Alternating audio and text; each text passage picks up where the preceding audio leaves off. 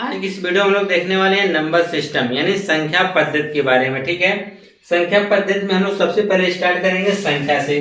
संख्या क्या होती है? गणितीय रूप में हम लोग जिन अंकों का प्रयोग करते हैं वे सब के सब हमारी क्या कहलाती हैं? संख्या कहलाती हैं। तो संख्या देखिए हमारे पास दो प्रकार की होती हैं, एक वास्तविक और एक काल्पनिक संख्या होती है। वास्तविक संख्या क्या होती है? जिन संख्याओं को आप संख्या रेखा पर क्या कर सकें? प्रदर्शित कर सकें, वे सब के सब क्या कहलाती हैं? वास्तविक संख्या। जैसे कि हम आपको बता दें कि मान लीजिए कोई एक संख्या रेखा है, ठीक है, हम लोग यहाँ पे क्या ले लेते हैं? जीरो। जीरो के हम लोग दाहिनी तरफ क्या करते हैं? संख्याएं प्लस में लेते हैं, जैसे 1 2 3 4 5 हो गई। इसके इस तरफ यानी बाएं तरफ संख्याएं हमारी क्या होती है? माइनस के रूप में होती है। ठीक है, यानी जीरो से जितना हम बाएं की तरफ बढ़ेंगे संख्याओं का मान घटते जाएगा, जीरो से दाहिनी तरफ जितने बढ़ेंगे उतनी संख्या का मान क्या होता जाएगा? बढ़ता हुआ जाएगा। ये सब के सब क्या कहलाती हैं? हमारी जो है वास्तविक संख्या। यह बटा के रूप में भी हो सकती हैं, दशमलव के भी रूप में हो सकती हैं। ठीक है, जो हमारी वास्तविक संख्या है बटा के रूप में भी हो सकती हैं, वह क्या कहते हैं? दशमलव के रूप में भी हो सकती हैं, भिन्न के रूप में भी हो सकती हैं। अब बात आई काल्पनिक संख्याएं क्या होती हैं। काल्पनिक संख्याएं वे संख्याएं होती है जिनका मान हम लोग करड़ी में माइनस के रूप में दिखाई देता है। करड़ी में किसके रूप में दिखाई देता है? माइनस। और काल्पनिक संख्याओं के बारे में कक्षा 11 में चैप्टर है सम्मिश्र संख्याएं, ठीक है, उसमें हम लोग पढ़ते हैं। तो जैसे मान लीजिए काल्पनिक नंबर को काल्पनिक संख्याएं क्या होती है? जैसे मान लीजिए कि दे दिया गया माइनस करड़ी में 7, माइनस करड़ी में 5 दे दिया। ठीक है, यह सब के सब हमारी क्या है? काल्पनिक संख्याएं हैं। कैसी संख्याएं हैं? काल्पनिक संख्याएं हैं। ठीक है, तो यह आपकी हो गई काल्पनिक संख्याएं कि जिसको हम लोग करड़ी में माइनस के रूप में अगर दिखाई दे तो वे सब के सब क्या कहलाएंगी? काल्पनिक संख्याएं कहलाएंगी। ठीक है, इसके बारे में डिटेल से क्योंकि यह जो वीडियो है वह 9 और 10 के बच्चों के लिए खास इंपॉर्टेंट होगी, क्योंकि उसमें वास्तविक संख्याएं और परिमेय संख्याएं अक्सर ज्यादातर पूछता है। इसका हम डिटेल से समझ लीजिए। ठीक है, और साथ ही साथ आपसे शांत पूछता है, अशांत आवर्ती क्या होता है ये पूछता है, और साथ ही साथ इसका लोग कंपटीशन में भी क्वेश्चन यहाँ से बनते हैं। और अगर काल्पनिक संख्याएं कक्षा 11 में पढ़ाई जाती है। ठीक है, सम्मिश्र संख्याएं कि उसके बारे में पूरा डिटेल, और वास्तविक संख्या और काल्पनिक संख्या को मिलाने से हमारा सम्मिश्र संख्या यानी कॉम्प्लेक्स नंबर बनता है। अब उसके बाद हम बात करते हैं वास्तविक संख्या के। हाँ, इसका एग्जाम्पल आप लिख सकते हैं माइनस करड़ी में 7, माइनस करड़ी में 5। ठीक है, और भी इसी तरह से आप माइनस कर सकते हैं। ठीक है, हाँ, अब इसके बाद हमारे पास वास्तविक संख्याएं कितने प्रकार की होती हैं? तो वास्तविक संख्याएं दो प्रकार की होती हैं, एक परिमेय संख्या होती है और एक अपरिमेय संख्या होती है। यही टॉपिक जो कक्षा 10 और 9 के लिए बहुत ही इंपॉर्टेंट है। ठीक है, कि परिमेय और अपरिमेय, अक्सर इसमें लोग कंफ्यूज हो जाते हैं कि हम लोग कौन सी संख्याएं परिमेय होंगी और कौन सी संख्याएं अपरिमेय होंगी। तो सबसे पहले हम परिमेय संख्या की पहचान को बताते हैं कि जिन संख्याओं को आप a बटा b के रूप में व्यक्त कर सकते हैं। किसके रूप में? a बटा b के रूप में व्यक्त कर सकें, और यह जो आपका b होना चाहिए वह 0 के बराबर नहीं होना चाहिए। और पहली शर्त, और दूसरी शर्त यह होनी चाहिए कि इन दोनों में कोई कॉमन चीजें ना हो, मतलब a और b सहअभाज्य होनी चाहिए। क्या होनी चाहिए? सहअभाज्य होनी चाहिए। सहअभाज्य का मतलब कि साथ साथ यह विभाजित नहीं होना चाहिए। जैसे कि मान लीजिए कि हमने ले दिया इसमें 15/18 दे दिया, देखिए यह साथ साथ विभाजित हो जाएंगे 3 से, 3 5 15, 3 6 18। अब यह दोनों विभाजित नहीं होंगी, तो यह हम कहेंगे कि 5 और 6 यह दोनों संख्याएं जो सहअभाज्य संख्याएं हैं, इसको हम लोग परिमेय संख्या के रूप में व्यक्त कर सकते हैं। जैसे 5 बटा क्या हो गया? 6 हो गया। ठीक है, और एक चीज, जैसे मान लीजिए कि यहाँ पर लिख दिया 5, तो 5 के बटा कुछ दूसरे बटा हम क्या लगा सकते हैं? 1, तो यह भी हमारी क्या कहलाएगी? परिमेय संख्या कहलाएगी। क्या कहलाएगी? परिमेय संख्या। -12 दे रखा है, इसके बटा कुछ इसके बटा हम क्या लिख सकते हैं? 1, तो यह भी हमारी क्या कहलाएगी? परिमेय संख्या कहलाएगी। क्या कहलाएगी? परिमेय संख्या कहलाएगी। और मान लीजिए कि जैसे कि यहाँ पे दे रखा है अगर आपके सामने कुछ इस प्रकार से दे रखा हो, जैसे मान लीजिए कि 15 बटा में क्या दे दिया है 6, ठीक है 15 बटा 6। तो यहाँ पर देखिए जो बटा में 6 है और यह 15, तो यह दोनों एक देखिए कट जाएंगे, किससे कटेंगे 3 से। तो 3 पचे 15 और 3 दूनी 6, यानी 5 बटा 2 जो आया, यह दोनों सहअभाज्य होंगे, तो यह क्या कहलाएगी, परिमेय संख्या कहलाएगी। और हम लोग जानते हैं कि एक चीज है, जान लीजिएगा कि परिमेय संख्या में एक चीज पूछता है कि पाई और 22 बटा 7 दोनों में परिमेय संख्या कौन है। तो पाई देखिए जो है यह एक अपरिमेय संख्या है और 22 बटा 7 क्या है, परिमेय संख्या है। क्यों? क्योंकि अब पाई का मान 22 बटा 7 होता नहीं है, क्योंकि इसके निकटतम मान लिया जाता है, क्योंकि 22 बटा 7 तो एक परिमेय संख्या है। अगर पाई की तुलना से करेंगे तो यह पाई का मान 22 बटा 7 नहीं होता है, यह निकटतम मान होता है 22 बटा 7 होता है। पाई का मान देखिए जो होता है 3.14, ठीक है। और साथ साथ इसके आगे भी और भी नंबर होते हैं, ढेर सारे नंबर होते हैं, क्योंकि पाई का मान जल्दी कटता नहीं है, वह ढेर सारे नंबर वो कटेगा नहीं जल्दी, ठीक है। तो इसलिए इसको हम लोग इसके निकटतम मान को ले लेते हैं। क्या? अगर आप 7 से भाग करेंगे तो 7 3 21 हो जाएगा, एक बचेगा 10, 7 एकम 7 और उसके बाद 3, तो 7 चौक 28, फिर 2 बचेगा। इस तरह करते हुए चले जाएंगे, इसका मान जल्दी मिलेगा नहीं, क्योंकि 22 बटा 7 जो निकटतम मान होता है, अगर 22 बटा 7 की अगर हम बात करें तो 22 बटा 7 हमारा परिमेय संख्या कहलाएगी। और पाई का तो मान यह होता है 3.14 डॉट डॉट डॉट डॉट ढेर सारे, इस तरह से हम भाग देंगे, भाग कटने ही वाला नहीं है, ठीक है। तो ये हमारा क्या कहलाएगा, अपरिमेय संख्या में आता है, ठीक है। हाँ, अपरिमेय संख्या के बारे में तो बताया ही नहीं। अपरिमेय संख्याएं क्या होती हैं? वे संख्याएं जिसको आप मान लीजिए कि दोनों में हम लोग क्या कर सकते हैं, इसको a बटा के b के रूप में नहीं व्यक्त किया जा सकता है, मान लीजिए, ठीक है। जैसे कि हम आपको बता दें कि कोई संख्या अगर करड़ी में हो, कोई संख्या किसमें हो, करड़ी में, जैसे करड़ी में 3 दे दिया, करड़ी में 5 दे दिया, ठीक है, करड़ी में क्या दे दिया, 7 दे दिया, ये सब के सब क्या है, अपरिमेय संख्याएं हैं। और साथ ही साथ इसमें हम पाई भी एडजस्ट कर सकते हैं, पाई भी हमारी क्या है, अपरिमेय संख्या है। अपरिमेय संख्या का मतलब यह होता है कि इसका जो मान होना चाहिए वह पूर्ण रूप से प्राप्त ही ना हो। जिसका मान हमको पूर्ण रूप से नहीं प्राप्त होता है वह हमारा क्या कहलाती है, अपरिमेय, और जिसका पूर्ण रूप से मान प्राप्त हो जाता है वह हमारी परिमेय संख्या कहलाती है, ठीक है।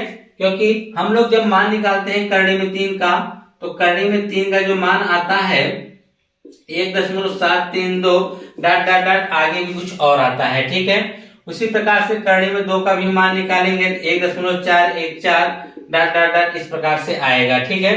तो इन सब का जो मान होता है हमको पूर्ण रूप से प्राप्त नहीं है, इसलिए किसके में रखा जाता है, अपरिमेय संख्या में। यानी जिन संख्याओं का मान हमको पूर्ण रूप से नहीं प्राप्त होता है वे सब के सब हमारी क्या कहलाते हैं, अपरिमेय संख्या कहलाएंगे। और जिनको हम लोग p बटा q के रूप में लिख सकते हैं और उनका मान हमको पूर्ण रूप से प्राप्त होता है, तो उसे हम क्या कहते हैं, परिमेय संख्या कहते हैं, ठीक है।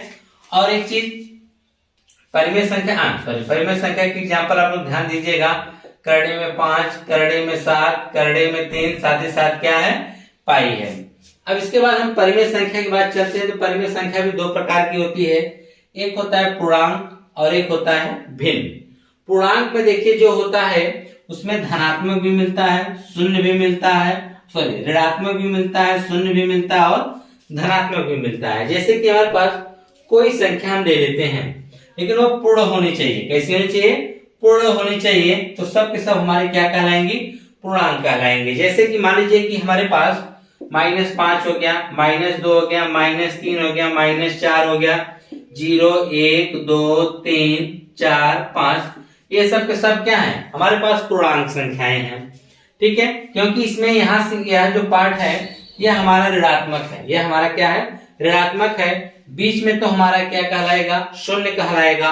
और यह सब के सब हमारे क्या कहलाते हैं, धनात्मक संख्याएं कहलाती हैं। क्या कहलाती हैं, धनात्मक संख्याएं कहलाती हैं। और अगर हम लोग यह ध्यान दें, यह तो हमारी क्या होती हैं, ऋणात्मक होंगी, और ये 0 और यह होगा, और इधर की हमारी सबके सब क्या कहलाएंगी, धनात्मक संख्याएं कहलाएंगी। अगर हम धनात्मक संख्याओं की बात करें तो धनात्मक संख्या में एक होता है पूर्ण संख्या और एक होती है प्राकृतिक संख्या, ठीक है। पूर्ण संख्याएं क्या होती हैं? अगर हम लोग जीरो को भी इसके साथ ऐड कर लें तो ये हमारी पूर्ण संख्याएं कहलाती हैं। क्या कहलाती हैं? पूर्ण संख्याएं कहलाती हैं। और अगर हम जीरो, ये इस माइनस वाले को हटा दीजिए, अब माइनस वाले को हटा दीजिए। अगर हम जीरो को छोड़कर 1 2 3 4 5 6 7 8 के फिर डॉट डॉट अनंत तक जाएंगे तब तो हमारी क्या कहलाएंगी? प्राकृतिक संख्याएं। लेकिन इसी के साथ अगर हम जीरो को भी ऐड कर लेंगे तो हमारी क्या कहलाएंगी? पूर्ण संख्या कहलाएगी। तो इसमें आपने क्या जाना? पूर्णांक में देखिए माइनस में भी संख्या है, पूर्ण होनी चाहिए, अधूरी नहीं मान होना चाहिए।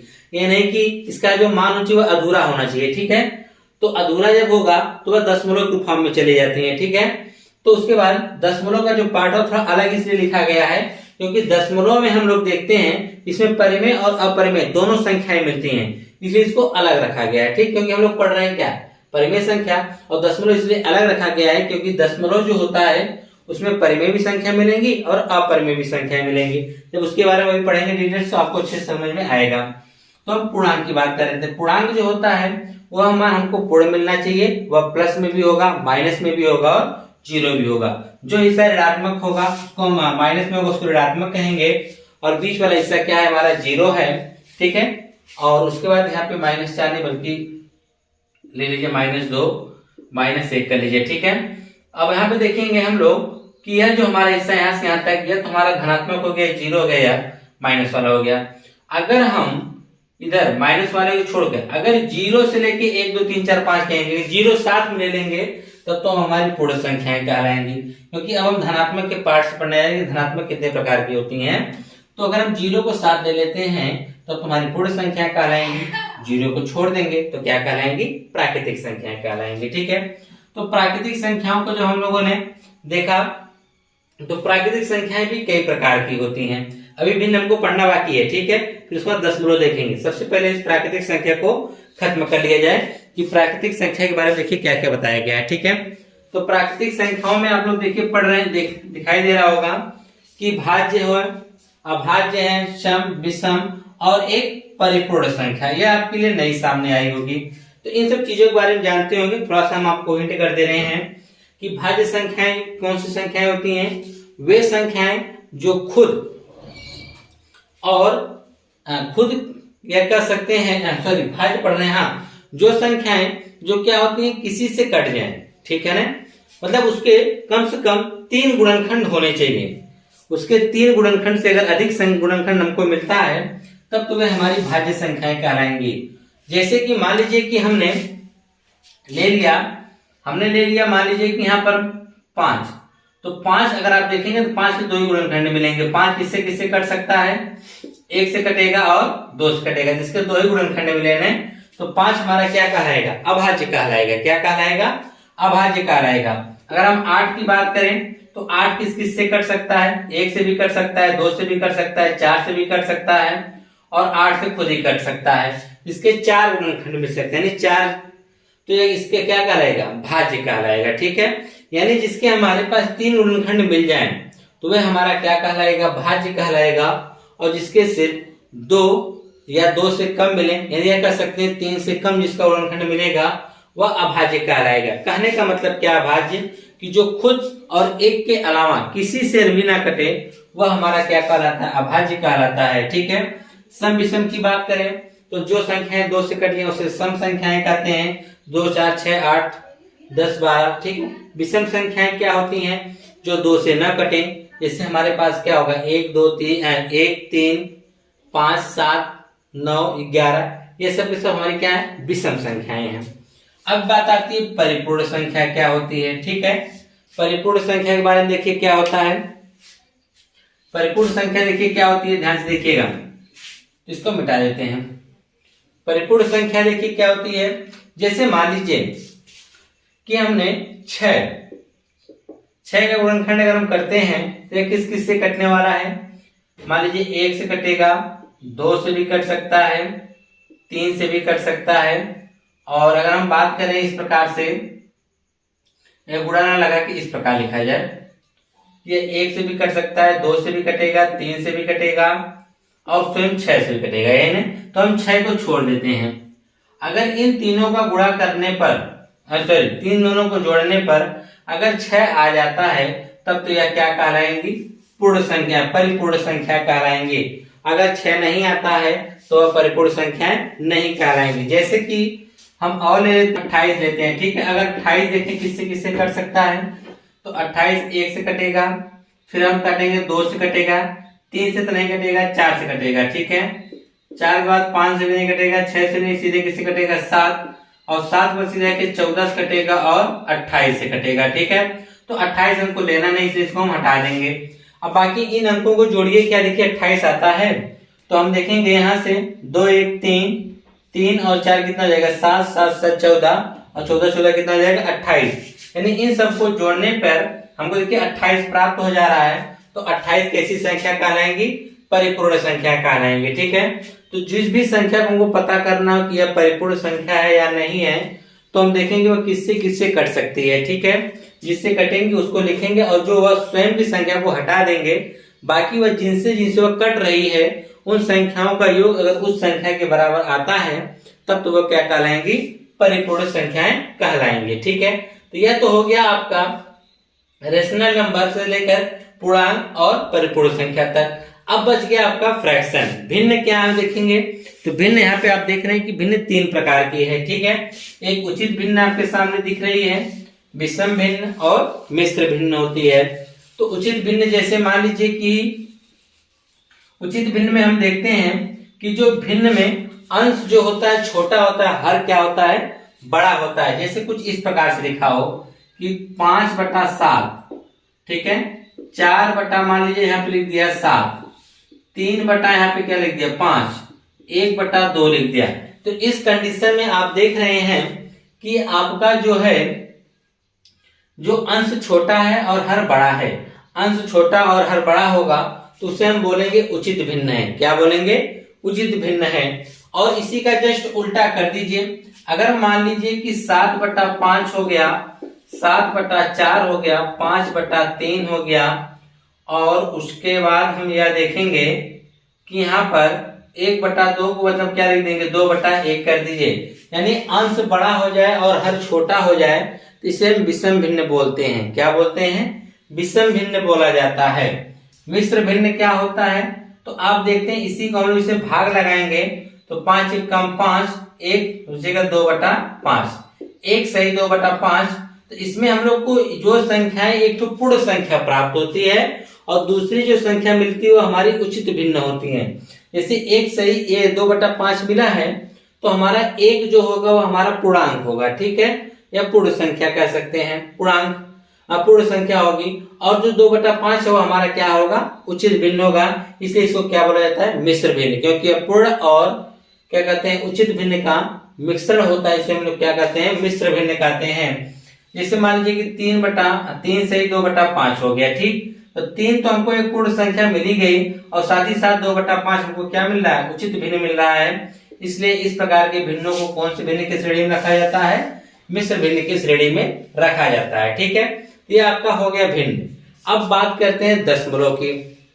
तो दशमलव देखिए 2 प्रकार के होते हैं, एक शांत दशमलव होता है और एक अशांत दशमलव होता है। शांत दशमलव क्या होता है, जैसे कोई फ्रैक्शन है, ठीक है, या किसी संख्या में भाग कर रहे हैं तो भाग करने पर उन संख्या को हम लोग दशमलव के रूप में लेके जाते हैं और वह दशमलव के कुछ अंक जाने के बाद वह संख्या पूरी तरह से कट जाती है, तब तो हमारी क्या कहलाएगी, शांत दशमलव कहलाएगा, ठीक है। और अगर हम भाग देते जा रहे हैं वह भाग कटी नहीं रही है तो उसको हम क्या बोलेंगे, अशांत दशमलव बोलेंगे। जैसे कि एग्जांपल के स्वरूप समझिए कि हमने लिखा है 1.25, तो दशमलव के बाद 2 ही अंक जाने के बाद भाग पूरी तरह से कट गई तो उसको हम बोलेंगे शांत दशमलव। क्या बोलेंगे, शांत। जैसे लिख दिया गया 2.5412, ठीक है, इस प्रकार से कुछ भी लिख दिया गया, ठीक है।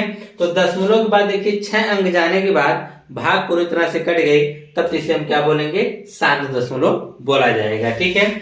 यानी हम लोग भाग दे रहे हैं और भाग दशमलव के बाद कुछ अंक जाने के बाद वह भाग पूरी तरह से कट जा रही है, तब तो इसे हम शांत दशमलव रखेंगे। और यह शांत दशमलव जो होता है वह परिमेय संख्या की श्रेणी में आता है। किसमें आता है, परिमेय संख्या की श्रेणी में आता है। देखिए सबसे ज्यादा इसमें होता है अशांत दशमलव, ठीक है ना। तो अशांत दशमलव देखिए क्या आपका यह दो प्रकार के होते हैं। एक अशांत दशमलव भी कहा जाता है, अशांत आवर्ती भी कहा जाता है। ठीक है, अशांत आवर्ती का मतलब क्या होता है कि वो संख्या, कुछ संख्याएं जो होती है बार बार आती हैं, तो उसको हम लोग अशांत दशमलव आवर्ती भी कहते हैं। अशांत में क्या हुआ कि इसे आपने भाग दिया, भाग देने के बाद वह संख्या पूरी तरह से कट नहीं रही है, आप भाग देते चले जा रहे हैं, वह संख्या कटने का नाम ही नहीं ले रही है, तो उन संख्याओं को हम लोग अशांत दशमलव की श्रेणी में रखते हैं। जैसे कि हमने भाग दिया, मान लीजिए 5.12345 डॉट डॉट डॉट, इस प्रकार से कुछ भी आपको अलग मान मिलते चले जा रहे हैं। दशमलव जो है आपका, दशमलव के बाद जो संख्या आपकी कट नहीं रही है वह इसी तरह से चलती चली जा रही है, तो इन संख्याओं को हम लोग किसमें रखते हैं, अशांत दशमलव में रखा जाता है, या अशांत आवर्ती भी कहा जाता है। ठीक है, परंतु कुछ दशमलव आपको कुछ इस प्रकार से मिलेंगे, जैसे मान लीजिए 5.1212121212 डॉट डॉट डॉट, जो इस प्रकार से मिलने लगे संख्याएं, यानी एक ही संख्या बार बार रिपीट हो रही है, एक ही संख्या क्या हो रही है बार बार, जैसे 1 2 1 2 1 2 1 2 1 2, ये संख्याएं सब क्या हो रही है बार बार रिपीट हो रही हैं। इसको हम कुछ इस प्रकार से लिख सकते हैं 5.12, यह जो बार बार रिपीट हो रही है, इसलिए हम इसको 1 और 2 बार बार रिपीट हो रहे हैं ना, तो इसके ऊपर ऐसा निशान लगा जिसे हम लोग बार पढ़ते हैं, यह कहलाएगा 5.12 बार। इसका मतलब संख्याएं बार बार लिखी जाती हैं। तो इन दोनों संख्याओं में एक संख्या जो आपकी परिमेय की श्रेणी में आती है और एक जो आपका अपरिमेय की श्रेणी में आता है। जैसे कि जिन संख्याओं को आप बार बार लिख रहे हैं वे संख्याएं जो हमारी होती हैं वह परिमेय की श्रेणी में आती हैं, और जिन संख्याओं को हम बार बार तो नहीं लिख सकते हैं परंतु उनका दशमलव जो भी है वह अशांत है, तो उसको हम लोग किसके श्रेणी में रखते हैं, अपरिमेय संख्या की श्रेणी में रखते हैं। क्यों? क्योंकि इसको हम लोग p बटा q के रूप में नहीं व्यक्त कर सकते हैं, परंतु इसे p बटा q के रूप में व्यक्त किया जा सकता है। ठीक है, जैसे यहाँ पे दे रखा है 5.12, ठीक है ना, तो इसको हम लिख सकते हैं 5 + 12/99। ठीक है, इस प्रकार से हम लिख सकते हैं।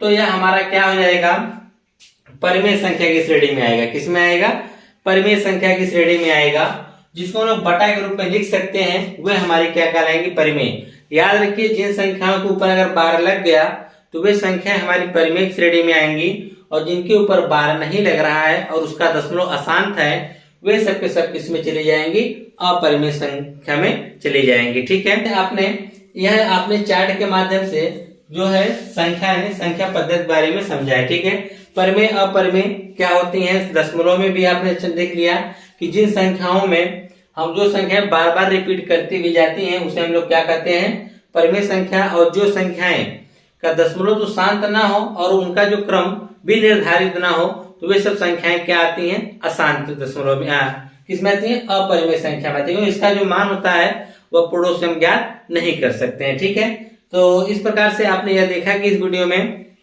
इसके संख्या पद्धति के चार्ट को। ठीक है, आपसे नई वीडियो में नए टॉपिक के साथ मिलते हैं। धन्यवाद।